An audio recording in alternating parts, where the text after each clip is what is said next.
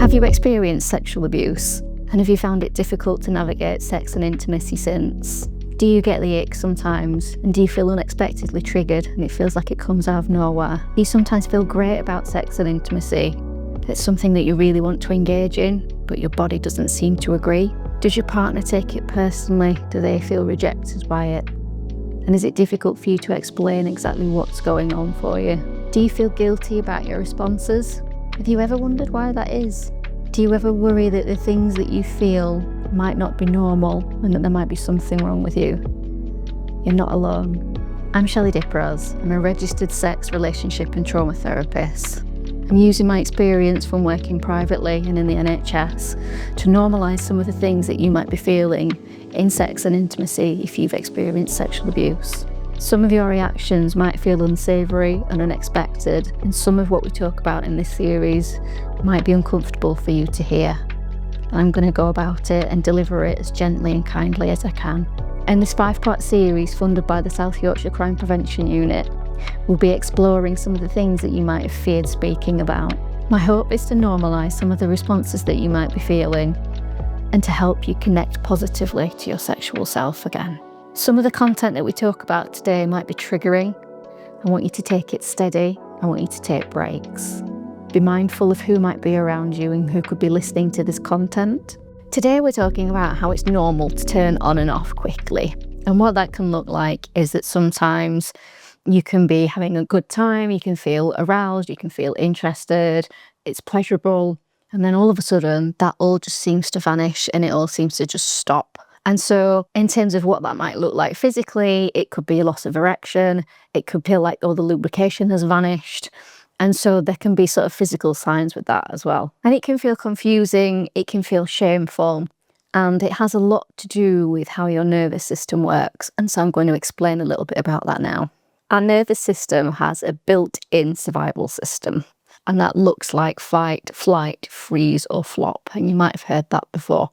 After sexual trauma, particularly when that's being repeated, the body can be really sort of hyper-responsive to any reactions, and it's almost like it's got a hyper-vigilant setting to it where it will pick up anything that remotely looks like sexual abuse or remotely looks like any trauma or something that it's found threatening. So that means that when something feels the slightest bit unsafe, uncomfortable, or triggers that shame part, the body can have a physical response to that and it starts to shut systems down. So you might feel turned on 1 minute and then the next you can suddenly feel switched off. You can feel yourself pulling away or shutting down quite slowly, or sometimes that happens really fast and it's just like an immediate nope, stop response.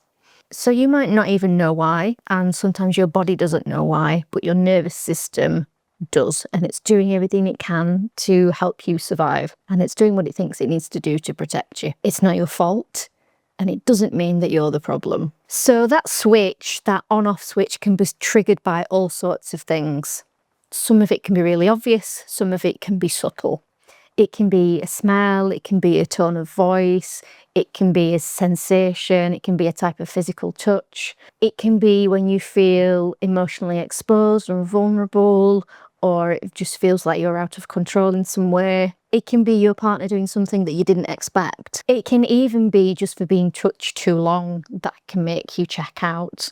Particularly in terms of mindfulness, if you're present and you can stay focused in your body, then that can feel really good. But after a certain amount of time, we can start to zone out of that, and then our nervous system can kick in and we can be triggered. Sometimes our bodies don't register these as triggers, it just reacts. And so it feels like things are really coming out of nowhere. It can feel absolutely fine 1 minute, and then out of nowhere, you get this response in your body that feels like something has happened.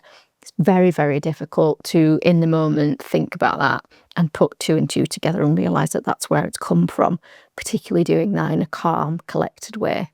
So in terms of shame and confusion, it can be really hard in a relationship because we want to be intimate with our partners and we want to have what we think is or consider to be a healthy sexual relationship. You might think things like, what is wrong with me? Am I broken? Why can't I stay present? Why am I acting like I don't trust my partner when I do? And why do I all of a sudden feel really agitated? Why do I feel like I want to run? when logically I know that I'm in a safe place, I know that I've been having a good time.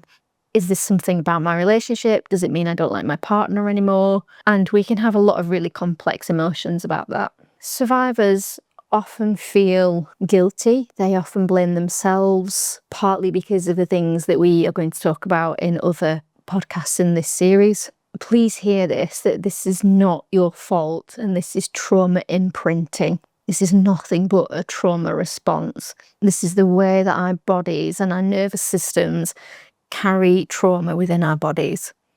We don't necessarily control what it gets triggered by. Your body might have learned that sex equals danger, or that intimacy equals danger, or both of those. Even if your mind doesn't know it, your nervous system is constantly scanning for that. And so you can imagine how overloading it must be for your nervous system to have sex if you have learned and you have a new neural pathway that says that sex equals danger. The amount of effort and energy that you will be putting into that in terms of keeping that logic and keeping mindful in that moment is massive. And that's why sex can feel really, really tiring. When that arousal comes up, then your body can sometimes start scanning for that threat. And if you're not able to be very, very present and be really mindful and really in the here and now moment, it's really easy for your nervous system to be reminded of something in the past. That's when that switch happens really fast. Your nervous system is trying to keep you safe. It's confusing for your system, it's confusing for you, it's confusing for your sexual partner. As we move on to the next segment, we are talking about building capacity gently. So that is how we expand our window of tolerance into reprogramming that neural pathway to learn that sex doesn't always equal danger. Healing takes time, and your nervous system takes even longer because it's been around longer than this new neural pathway that we're trying to teach it. Its capacity to stay present and not be overwhelmed and overloaded by the things that we've just been talking about takes time, and it takes steady healing, and it takes repetition. Learning a new neural pathway is a little bit like how you might always walk across your garden rather than going down the path. Brains are quite lazy in that respect. They do what has always been done repetitively. So it's like if you were going the same way to work every day for years, and then one day you're trying to go a different way. The next time you went on that journey, you wouldn't go the new way, you would go the old way if you weren't really consciously thinking about it. Our brains are actually quite lazy at learning new things. And so this new neural pathway, particularly in the context of sex, where your body has learned that sex equals danger, takes an awful lot of energy and effort for it, but it absolutely can be done. Some things that might help you with this. It's really good to check in with yourself and your partner often, frequently. People sometimes think that, oh, it will spoil the mood if I raise a conversation or I just sort of say, you okay? It's about having that conversation, whether that does work for you or not, but checking in that everybody's okay, everybody feels happy, and so that it's about both of you, not just the person that's been through the abuse. You're normalising that it's really healthy to check, are you okay? Are you enjoying this? Is this pleasurable? Creating clear agreements about consent. So as I mentioned in previous podcasts, sort of treating sex as though you were at a restaurant, thinking about the menu, thinking about what you would order. You're asking what's available, what do you feel like doing today? How would you want to do it? When do you want to do it? Is there anything you definitely don't want to do? It's really helpful to think about the pacing of it, to make sure that for each step as it moves on that you're ready and you feel 100% ready at that time, and you don't move on to anything that your body isn't happy with. Practicing some grounding techniques during sexual activity is really helpful. So you might just stop and maybe just hold one another's hands, focus on your partner holding your hand. This helps your nervous system to be present in the moment, and that really sort of helps you recognise, in your nervous system to recognise that what is happening is now. It doesn't need to be hyper aware of what's gone on in the past. Taking breaks without shame if you do disconnect is an absolute must. Quite often what happens is that people will feel like they can't go on, they will lose that switch, and they just sort of stop there and they feel ashamed and they just want to flee from the situation. This is not your fault. This is your nervous system's fault. Please don't feel like you have to run from that. Don't be ashamed. Stay with the uncomfortable feelings. Talk about what it was like for you. Express your frustration. You can both feel frustrated about it. It doesn't have to be all on the person that's been through it. If you're not in a relationship, or this happens to you outside of sex with other people, it can be exactly the same for solo sex. Masturbation can have the same effect. You can be enjoying it, you can be experiencing pleasure, and all at once it's just gone. And it's exactly the same. It's having that conversation with yourself, grounding yourself into the moment, tapping into what works for you. You're not broken if you find that you are turning on and off quickly. Remember that as you've turned off, you can also turn back on. It's about working with your nervous system, being in the moment, being present. Now that you're aware of this system, you can work with it and you can communicate with it. Healing isn't linear. It's very much like a roller coaster. You'll have good times and more difficult times. There will be times where you can have great sex consistently and there's no problems. And then you might go through a period where it's really challenging for you. People will tell me how frustrating it is for them. They'll feel frustrated that this is still happening after X amount of time after their abuse. But remember that our nervous systems haven't had that healing that we've had mentally and psychologically. Working with a trauma-informed sex therapist, and you can do this as a couple as well, will really, really help. It will really help you both understand what you both need. It will take into account the experience of the partner, because it can be really distressing for the partner. The partner can feel guilty. Partner can feel like they've done something wrong. They can feel like it's about an attraction, or maybe you don't like them anymore. Maybe you're not attracted, or you're not enjoying what's happening.